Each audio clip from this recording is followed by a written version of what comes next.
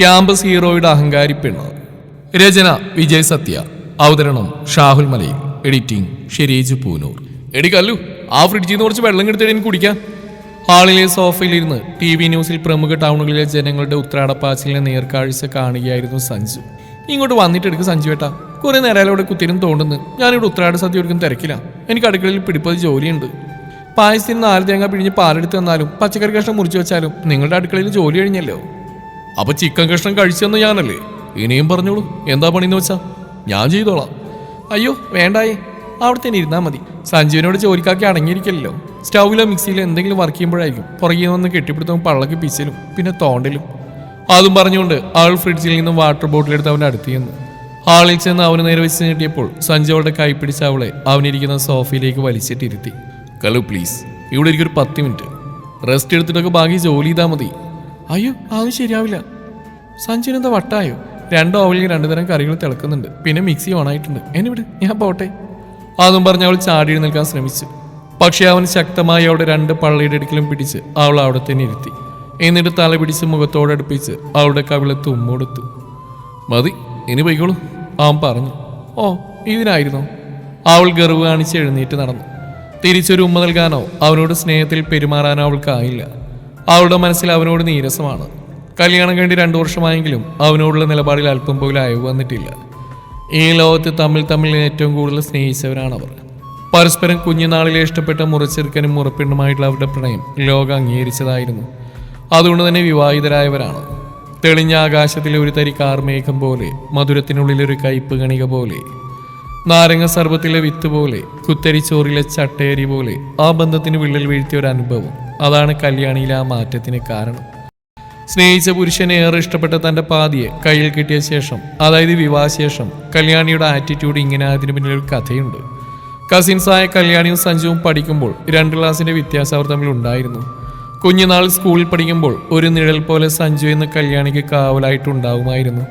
കല്യാണിയുടെ മാമൻ്റെ മകനാണ് സഞ്ജു. എന്നും കല്യാണിയുടെ വീട്ടിൽ ചെന്ന് അവളെ കൂട്ടിക്കൊണ്ട് സ്കൂളിൽ വരാനും സ്കൂൾ വിട്ടതിന് ശേഷം വീട്ടിൽ കൊണ്ടുവിടാനും അവന് ഉത്സാഹമായിരുന്നു. ഒരു സഹോദര ബന്ധമായിരുന്നു ആദ്യമെങ്കിലും മുതിർന്നപ്പോൾ തങ്ങൾ കസിൻസ് ആണെന്നുള്ള ബോധം അവരെ വൈകാരികമായി ബാധിച്ചു. സഞ്ജുവിനുള്ളതാണ് കല്യാണി എന്നുള്ള ബന്ധുക്കളുടെ പറച്ചിലുകൾ അതിന് ആക്കം കൂട്ടി. ഇതിനിടെ സഞ്ജുവിൻ്റെ കുടുംബം പുതിയ വീടെടുത്ത് താമസം അല്പം ദൂരെയായി. കല്യാണി +1 പഠിക്കുമ്പോഴാണ് സഞ്ജു +2 കഴിഞ്ഞ് ഡിഗ്രിക്ക് വേറെ പട്ടണത്തിൽ കോളേജിൽ പോകുന്നത്. +2 2 വർഷം കല്യാണി വളരെ വിരസതയോടെ കഴിച്ചു കൂട്ടേണ്ടി വന്നു സഞ്ജു ഇല്ലാത്ത ആ സ്കൂളിൽ.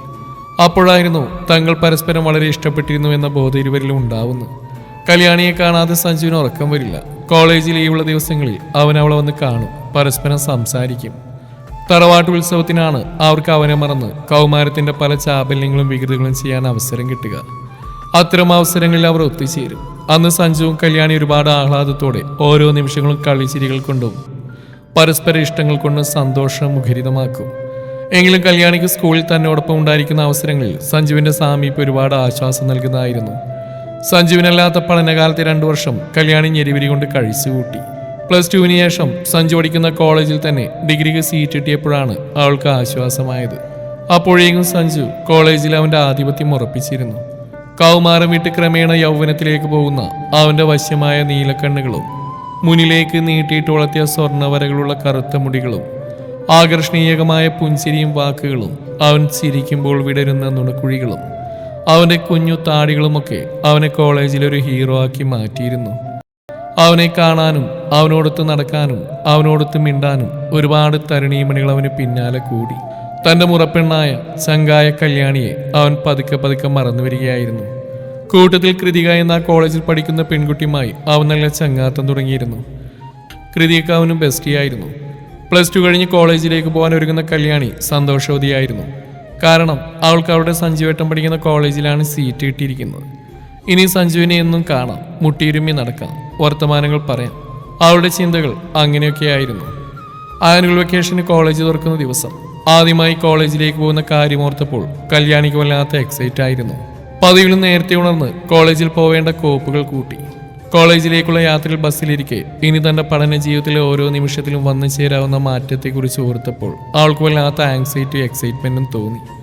നവാഗതരായ ഒരുപാട് ആൺകുട്ടികളും പെൺകുട്ടികളും പിന്നെ പരിചയമില്ലാത്ത ഒരു ലോകവും. അതോർത്തപ്പോൾ ബസ്സിൻ്റെ സീറ്റിലിരിക്കുന്ന അവൾക്ക് ദേഹമാകെ തണുപ്പ് പടർന്നു. കോളേജിന് മുന്നിൽ ബസ് ഇറങ്ങിയപ്പോൾ തിരിച്ചു പോയാലോ എന്ന് തോന്നുന്ന വിധത്തിലുള്ള വല്ലാത്ത അവസ്ഥ. മോഡേണായ നൂറുകണക്കിന് കുട്ടികൾ സ്കൂളിൽ തലങ്ങും വിലങ്ങും ഒരു കൂസലുമില്ലാതെ നടക്കുന്നു. തന്നെ ആരും ശ്രദ്ധിക്കുന്നില്ല. പേടിച്ചു വരച്ച തന്നെ ആരും ശ്രദ്ധിക്കുന്നില്ലെന്നറിഞ്ഞപ്പോൾ കല്യാണിക്ക് അല്പം ധൈര്യം ലഭിച്ചു.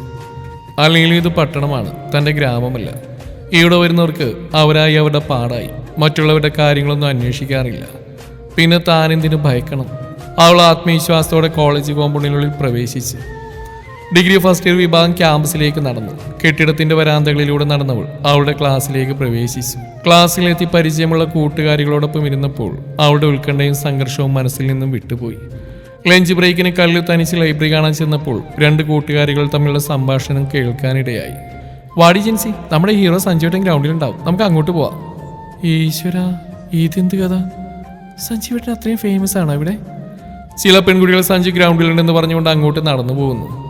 കല്യാണിക്ക് വായനയ്ക്ക് വേണ്ടുന്ന പുസ്തകങ്ങൾ ലൈബ്രറിയിൽ നിന്ന് എടുത്ത് തിരിച്ച് ക്ലാസ്സിലേക്ക് പോരാൻ നേരം അവൾ കേട്ടു. സഞ്ജു ടീംസ് ക്യാൻറ്റീനിലുണ്ട്, അങ്ങോട്ട് ചെല്ലാം. സഞ്ജുവിനെ കാണാത്തതുകൊണ്ട് എന്തോ പോലെ, വേഗം വാടി. അതും പറഞ്ഞുകൊണ്ട് കുറെ പെൺകുട്ടികൾ ക്യാൻറ്റീൻ ലക്ഷ്യമാക്കി നടക്കുകയാണ്. സഞ്ജുവേട്ടോട് ശരിക്കൊരു ഹീറോ തന്നെയാണല്ലേ? പെൺകുട്ടികളുടെ വർത്തമാനത്തിൽ നിന്ന് അവൾക്ക് മനസ്സിലായി. സഞ്ജുവേട്ടൻ തന്നെ തിരക്കി വരുമെന്നൊക്കെ കരുതിയെങ്കിലും അന്ന് അവൾക്ക് സഞ്ജുവിനെ കാണാനായില്ല. താൻ ഇന്ന് കോളേജിൽ വരുമെന്ന് സഞ്ജുവേട്ടൻ അറിയാമല്ലോ. എന്നിട്ട് പോലും അവൾക്ക് കടുത്ത നിരാശ തോന്നി. എത്ര പ്രതീക്ഷയോടെയാണ് താൻ കോളേജിലേക്ക് വന്നത്. പക്ഷെ തന്നെ മൈൻഡ് വരെ ചെയ്യാൻ സഞ്ജു വന്നില്ലല്ലോ എന്ന് ഓർത്തപ്പോൾ അവൾ ഏറെ ദുഃഖിച്ചു. എങ്കിലും പിറ്റേന്ന് എങ്ങനെയെങ്കിലും സഞ്ജുവേട്ടൻ്റെ ക്ലാസ് കണ്ടുപിടിക്കണം. അങ്ങനെ അന്ന് അവനെ അന്വേഷിച്ച് അവൻ്റെ ക്ലാസ് റൂമിൻ്റെ വാതിൽക്കലേക്ക് ചെന്നു. പെൺകുട്ടികളുടെ നടുവിൽ ശ്രീകൃഷ്ണനെ പോലെ ഇരുന്നിട്ടുണ്ട്. അവളെ കണ്ടപ്പോൾ അവൻ ഓടി വന്ന ക്ലാസ് റൂമിന് പുറത്തേക്ക് വന്നു. ഹായ് കല്ലു, നിനക്കിവിടെ അഡ്മിഷൻ കിട്ടിയല്ലേ?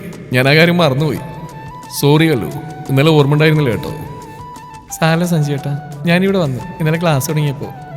അതും പറഞ്ഞവൾ സഞ്ജുവിനെ അടിമുടിയെ നോക്കി. എന്തൊരു മാറ്റമാണ് മാറിയിരിക്കുന്നത്. കഴിഞ്ഞ വർഷം തറവാട്ടിലെ ഉത്സവത്തിന് വന്നപ്പോൾ കണ്ട രൂപമേ അല്ല, എല്ലാം അടിപൊളിയായി മാറിയിരിക്കുന്നു. അവർ തമ്മിൽ വർത്തമാനം പറഞ്ഞിരിക്കെ ക്ലാസ് റൂമിനകത്തുനിന്നും പെൺകുട്ടികളുടെ പൊട്ടിച്ചിരികൾ ഉയർന്നു. സഞ്ജുവും കല്യാണിയും പുറത്തുനിന്ന് സംസാരിക്കുന്നവർ കേട്ടുകൊണ്ടാണോ എന്നറിയില്ല. ചിരിയാലകൾ കേട്ടപ്പോൾ സഞ്ജു വേഗം കല്യാണിയോട് യാത്ര പറഞ്ഞ് ക്ലാസ് റൂമിനകത്ത് കയറി. കല്യാണിക്കും ആ പൊട്ടിച്ചിരിയുടെ ആലകൾ മനസ്സിനെ മുറിപ്പെടുത്തുന്ന പോലെ തോന്നി. അവള് വേഗം തന്റെ ക്ലാസ്സിലേക്ക് നടന്നുപോയി. സഞ്ജു ആകെ മാറിപ്പോയിരുന്നു. 8ാം ക്ലാസ്സിൽ പഠിക്കുമ്പോൾ തറവാട്ടിലെ ഉത്സവത്തിന് വന്നപ്പോൾ തന്നോട് ചെയ്തതൊരിക്കലും മറക്കാൻ പറ്റില്ല. 10ാം ക്ലാസ്സിലെത്തിയപ്പോഴും തറവാട്ടിലെ ഉത്സവത്തിന് വന്നപ്പോൾ ചെയ്തും അവൾക്ക് ഓർത്തപ്പോൾ ദുഃഖം തോന്നി. പ്രേമത്തിന്റെ സ്വാതന്ത്ര്യം വെച്ച് സഞ്ജുവേട്ടൻ തന്നിലെ കൗമാരക്കാരിയോട് ഒരുപാട് ചെയ്തതൊക്കെ ഇപ്പോൾ ചൂഷണമാണെന്ന് തോന്നിപ്പോകുന്നു. ആ കോളേജ് പരിസരത്ത് തന്നെ പിന്നീടുള്ള പല ദിവസങ്ങളിലും പലയിടത്ത് വെച്ചും സഞ്ജുവിന്റെ കൂടെ പല പെൺകുട്ടികളെ അവൻ കണ്ടു.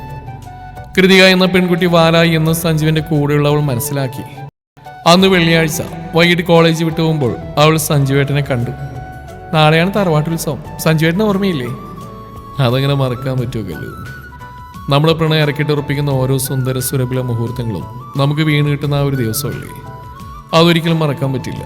നാളെ അല്പം ബിസിയാണ്, എങ്കിലും ഞാൻ നോക്കാം. നാളെ വരാതിരിക്കില്ല സഞ്ജുവേട്ടാ, നാളത്തെ ഉത്സവം കൂടിയിട്ട് പോവാം. എപ്പോഴും വരുന്നല്ലേ, ഞാൻ കാത്തിരിക്കാം.